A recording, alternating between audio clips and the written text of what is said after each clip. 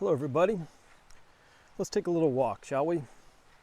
So let's see, it's July 11th, 2023, and the world is just about gone crazy at this stage.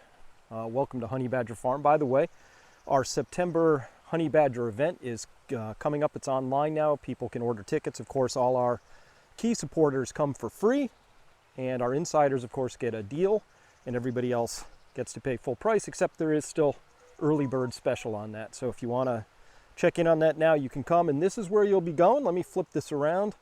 This is right where, these are the fairgrounds, as it were, for Honey Badger 2023, same as 2022. Hey, there's our garden right there. Remember I said plant a garden? Well, apparently I said put a lot of weeds in your garden. It's been, oh my goodness. We have a wild spring. We just had a lot of rain, and I know there's some climate people out there saying, hey, this is climate change. We're going to have to do something about this. But the truth of the matter is, weather always happens. And I don't know if this is any worse or not. We're talking about this back at Peak Prosperity, of course, because I think it's just probably related to El Nino. We got a pretty good one this year. We'll see how that turns out. Could be a pretty intense hurricane season. So beyond that, though, I've just been absolutely gobsmacked by the reaction of the, what do we call them, the left, the authoritarians, but at any rate, the keepers of the main narrative. You know, the people who gaslit you, the people who lied to you about whether or not, if you got the magic holy shot, you could still transmit, whether you could catch the disease. We're now reading these horrifying cases of people who are on their 5th shot and they've had COVID 10 times, right? It's happening because, as I described, and as many other people described, well, not many, but enough, months ago, great research came out showing that with each successive booster, you're getting actually less and less protection, because what you're doing is you're building up your IgG4. It's a class of your antibodies, and those IgG4s, of course, prevent your body from mounting an effective response. So it's no surprise that people who are ruining their immune system's response against COVID are getting COVID over and over again. It's just how that works. So, at any rate, those same people who wanted to gaslight us about all of that, shame us, ostracize us, tell us that it was not possible to think for ourselves, do our own research, determine for ourselves what truth was and all of that. And of course, they've been caught out in this huge, gigantic ruling that just came out from a judge that, Doherty, that basically spanked the Biden administration, saying, hey, this is the most massive assault on First Amendment rights ever in history of the United States. That's bad.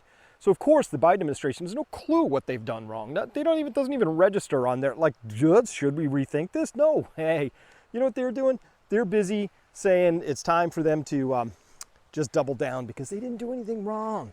But of course, free speech and free flowing ideas, those are the firmament of the human experience. Those are the things that make science actually happen. Those are what made the United States great. That separates a non-free from a free country. Democracies, they're all over the world now, but with varying degrees of freedom. This is what's at stake in the United States right now, is we are busy losing our freedom.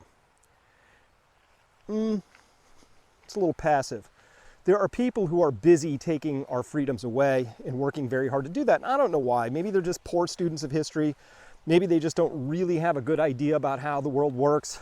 Maybe they honestly believe they're trying to make the world a better place. I'd be curious to know what they really think about how the world works better if we did it their way. Now, sadly, quite a number of these same people who want to rule over your life, tell you what you can and can't do, what you should and shouldn't think, these are the same people, in many cases, look, they went to the best schools and this and that, but they've never actually run a business. They haven't built a house with their hands. They haven't turned earth. They haven't got dirt under their fingernails. I'm sure you can see dirt under my fingernails. Oh, it's hard not to get it when you're farming.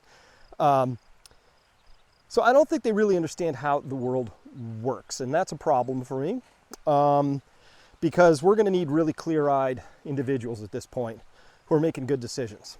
We're closing in on peak oil. We're certainly past what I would consider to be a safe level of debt, with more piling on every day. We've got monetary authorities who are busy printing more and more money as fast as they know how whenever we see some sort of trouble. And that's the world that we're in right now. So it's a little crazy, but you know what makes it less crazy? These are my grapes right here. Evie and I, we grow these. Obviously, I've got to do a little trimming, prune them back a little bit, tie them up again, but these are all Concord grapes. So I'm stupid excited for these to come in, and it was all we could do to preserve just a few grapes this year. Here you can see a cluster of young grapes that are getting ready to get bigger because we had this really bad frost this year. Came very late, and we did everything we could to preserve those, but not totally successful. So, you know, with that, this is really, I think, a troubling time. What I want to advise everybody to do, of course, is to get out there and become resilient, become emotionally resilient, become physically resilient. You want to begin working on building your financial freedom, because people who weren't free were forced to do things they didn't want to do. And financial freedom doesn't mean being a billionaire or a millionaire. It means having enough money to live the way you want to live, coming from as many diverse, hopefully passive sources of income. So that really gives you total freedom. It's still possible. You can do that.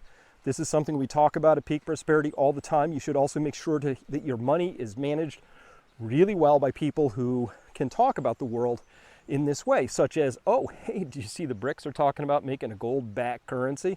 Yikes, what does that mean? I don't know. Let's talk about that with our financial planners, if we have them, and advisors, and they should be able to have that conversation with you without looking at you like a dog listening to white noise. You know, blank look, telling you to get back into, Apple stock or something like that. That might be a good choice, but that's not going to diversify you for the future that may be on the way. So where I started with all this, I've just been gobsmacked watching these people on the left try and defend or run interference for child trafficking. That's what it looks like to me. How could you possibly be against the movie Sound of Freedom, which is just about people going out there and doing their best to try and save children's innocent lives from some horrible existence that they're on. And somehow they've come out against that, called it QAnon adjacent and brain worm diseased conspiracy, adult boomer brains. It's just been an onslaught. So all I can figure is, and by the way, they're not attacking the movie, they're attacking people who go to the movie. Remember this? You've probably seen this play before, remember? They don't attack you directly with the data about this. They tell you you're stupid, you're anti-science, you can't get on a plane, you can't keep your job.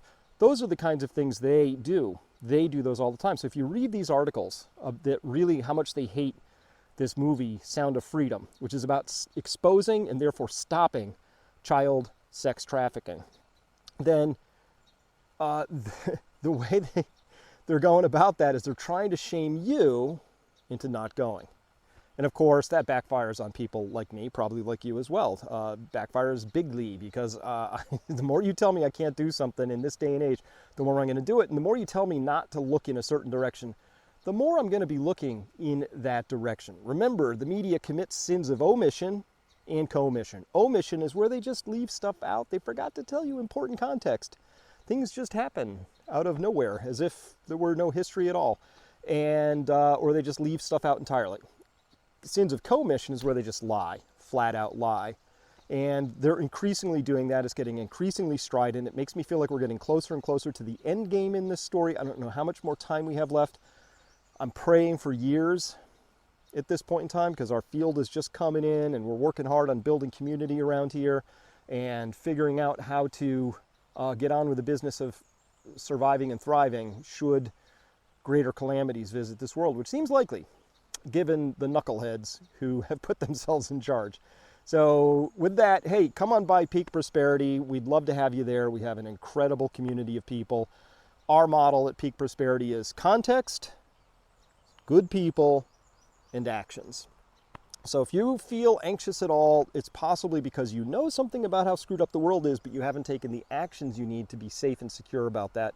So how do you do that? Well, you surround yourself with good people, because we are the average of the people we spend the most time with. So come by Peak Prosperity, become a member.